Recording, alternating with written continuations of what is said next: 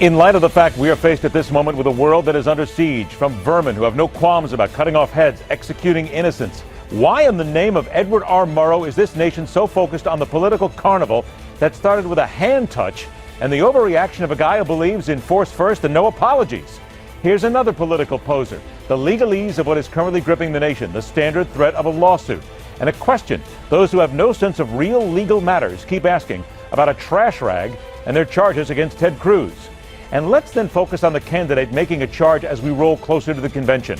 And a state no one really considered several weeks ago as being a firewall that a party's been looking for against the man they don't want to carry their banner in November. Join us as we seek to cut through the noise and make some sense of it all, because the mantra remains: don't fear the facts and question everything.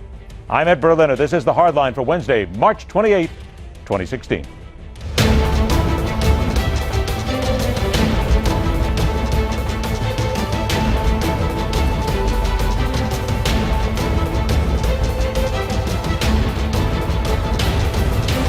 Jolted backwards. Someone had grabbed me tightly by the arm and yanked me down. She didn't go down.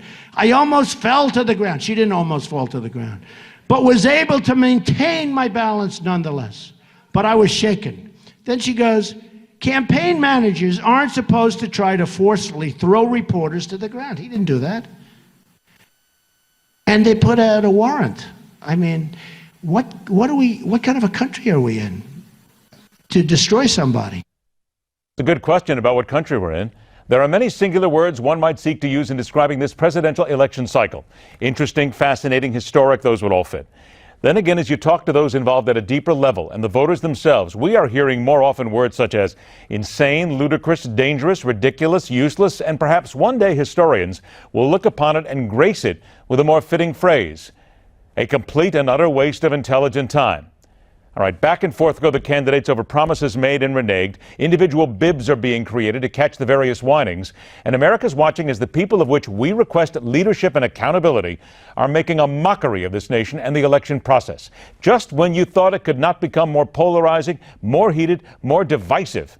Say something about punishing women who get illegal abortions, and we have, as they say, a whole new ballgame.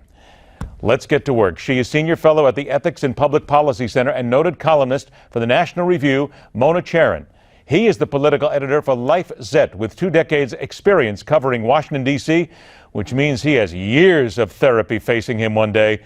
Keith Koffler, we thank you both for joining us. All right, we got some serious stuff to talk about here. Mona, let me begin with you. Donald Trump makes a statement today on MSNBC when the questioning becomes about when, in his mind, abortion becomes illegal in this country and what should be done. Here's what he said. Should the woman be punished for having an abortion?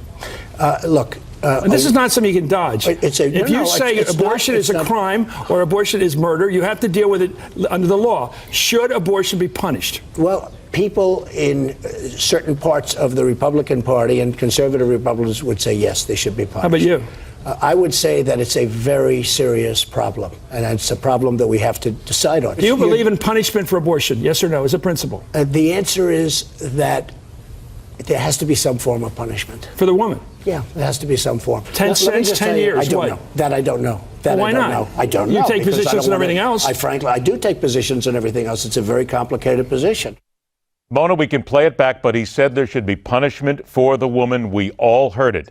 Later, just a couple of hours after that, Donald Trump issued a statement. He backtracked entirely, said the doctor or any other person performing this illegal act upon a woman would be held legally responsible, not the woman. The woman is a victim in this case, as is the life in her womb.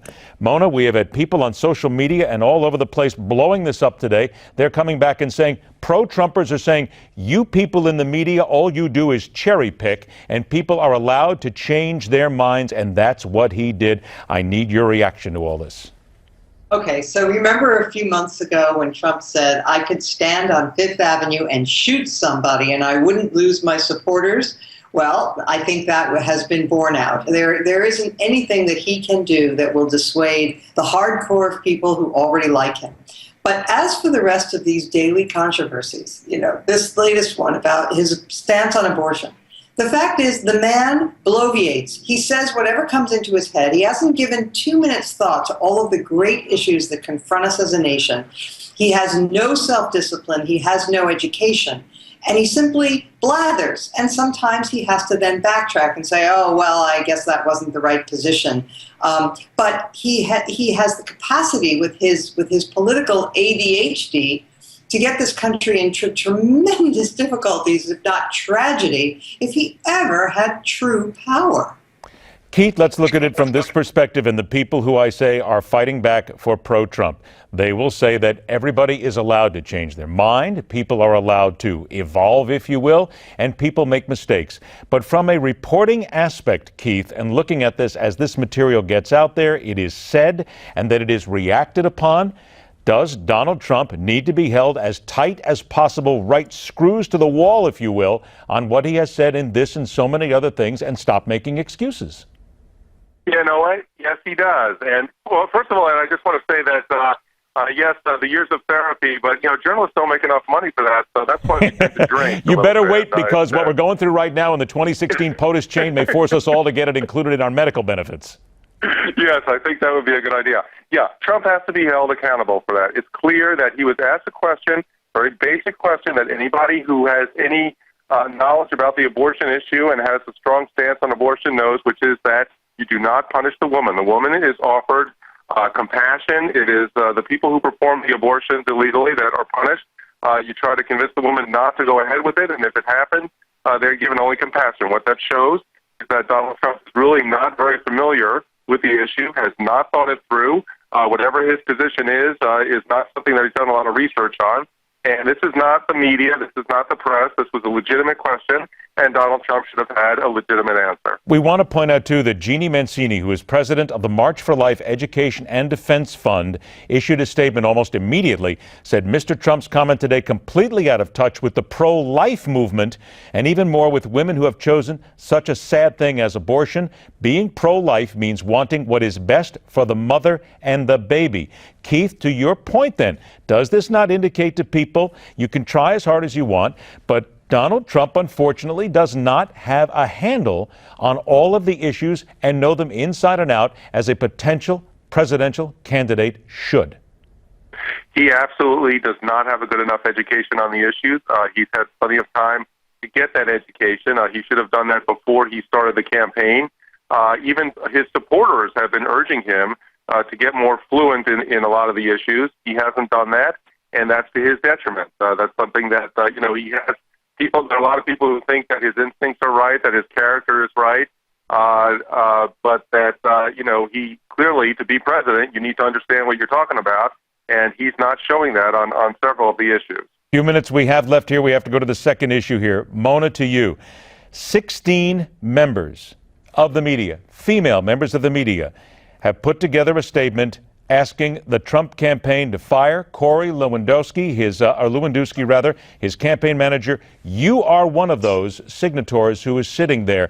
Now, again, there are people saying, look, stop. It was a touch. It wasn't a big deal. It's only a misdemeanor. Come on, stop. But I'm going to sit here and I'm going to stick with you on this one.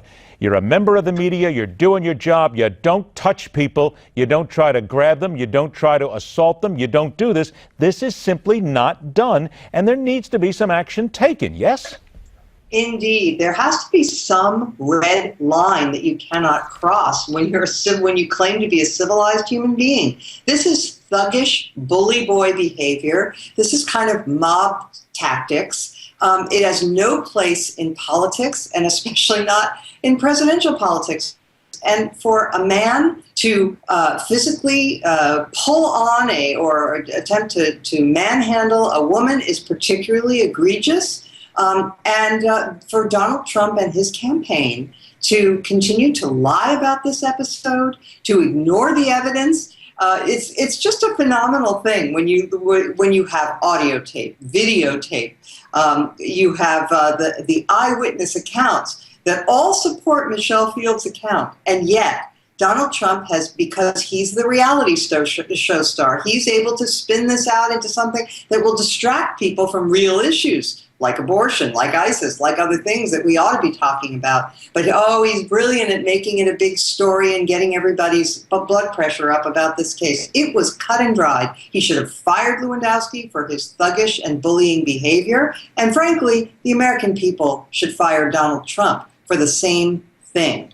I've been in this business my entire adult life, and I can tell you that I have seen people fired for much less when they touch cameras, when they touch reporters, when legitimate reporters are being manhandled in news and in sports issues as well. I got 60 seconds left. Keith, let me come to you. Let's take a breath. What if Donald Trump just said, and even Lewandowski, I'm sorry. Look, we got a little heated. Things got a little out of hand. We didn't mean to do it at this point. I'm sorry. I apologize. And even the reporter says, okay, look, I get it. Things get heated. Isn't that really what we need right now? Just a little, I'm sorry. I think that would have helped, but I just, not saying right or wrong, but just speaking purely analytically, that is not the type of thing that Trump has done, and it is not the type of thing that has helped him. Whether it's right or wrong, he's sort of standing by Lewandowski. He's giving the middle finger to the press, and these are the type of things that have actually helped him. I'm not sure that this whole episode is going to hurt him. Every time something like this happens, people think, he should apologize or back off, and when he doesn't, his popularity only seems to grow. So whatever you want to think about that, just from purely analytical standpoint, this may not hurt him by not apologizing. Yes or no from both of you. First from Keith. What we've talked about here today, yes or no, will make any difference among Trump followers? No. No. And Mona, to you as well? Okay, I'm going to agree with Keith, but I'm going to say among potential Trump followers, maybe. So that's a good point. Both good points. It's a pleasure having you both. Keith Koffler, Mona Charen, thank you so much for joining us. These are issues which will not be going away. The reality of a contested convention, the possible violence behind it, next on The Hard Line.